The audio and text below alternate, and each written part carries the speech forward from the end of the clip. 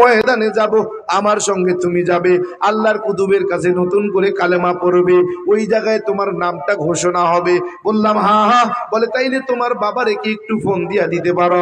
বলে হ্যাঁ। বাবার কাছে ফোন ধরাই দিলাম। ইমাম সাহেব বাবারে ডাক দেয়, কয় কাকা রামচন্দ্র আপনার ছেলে? বলে হ্যাঁ। কি করছে আমার ছেলে? বলে কিছু করে নাই। আপনার ছেলে রামচন্দ্র মুসলমান হওয়ার ইচ্ছা পোষণ করছে? বলে হ্যাঁ। আমার ছেলে বড় জ্ঞানী, আমিও জানি সে একদিন মুসলমান হবে। সে যদি মনে করে ইসলাম সত্য ধর্ম, ইসলাম গ্রহণ করবে, আমি বাবার পক্ষ থেকে কোনো বাধা নাই। ইমাম সাহেব বাবারে নিয়ে রওনা করলেন।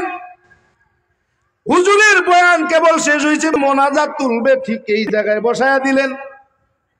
এই জায়গায় ডান পাশে বসায়া দিয়া হুজুরের কাছে ডাক দেয়, কয় হুজুর এমন এক আল্লাহর বান্দারে নিয়ে আইছি, স্বপ্নের মধ্যে ওযু শিখছে, স্বপ্নের মধ্যে নামাজ পড়ছে, স্বপ্নের মধ্যে কালেমা পড়ছে, স্বপ্নের মধ্যে তার নাম রাখা হয়েছে।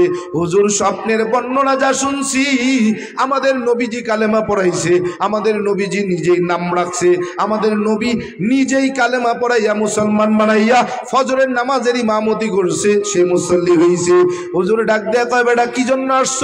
বলে হুজুর একটু কালেমা পড়াইয়া দেন, নামটা ঘোষণা দেন। বলে বেটা যেই ব্যক্তিরে আমার নবী কালেমা পড়ায়, ওই ব্যক্তিরে আমি ফজলুল করিম কালেমা পড়াইতে পারে। যেই ব্যক্তির নাম আমার নবী রাখে, সেই ব্যক্তির নাম কি আমি ফজলুল করিম রাখতে পারে? বলে মাথাটা আগায়া যখন দিলাম, বললাম হুজুর একটু দোয়া নেওয়ার জন্য আসছি। মাথায় জোরে একটা থাবা দিয়া কয়, যা বেটা পাবি, যা দোয়ার কাজ করবি, এমন একটা সময় আসবে দোয়া বেড়া ভাঙ্গা ঢুকবে। বললাম হুজুর একটু নামটা যদি ঘোষণা দিতেন সবাই আমারে চিনবে। বলে বড়া তোরে চিনানোর জিম্মাদার আমি নয় রে, তোরে চিনাইবে মোর মাওলা।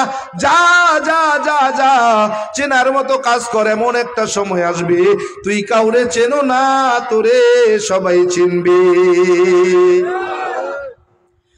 বললাম